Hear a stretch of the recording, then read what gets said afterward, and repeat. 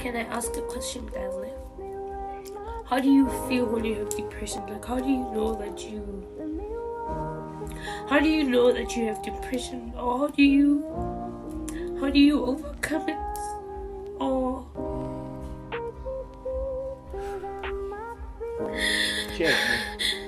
Let me help you out here. Do you know why people have depression? They have all this stress, all this anxiety.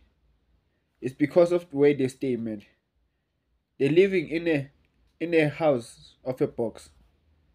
A house that looked like a dead person box.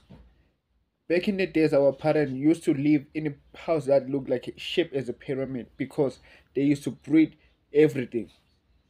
They used to have so much fresh air. They used to have so much clear mind. They used to have all this freshness inside of them because they were living in a house that looked like a pyramid that connects through the spaces. But now we have surrounded us with the box. That's why people they have depression and anxiety. They cannot breathe, they cannot think because they are dead alive.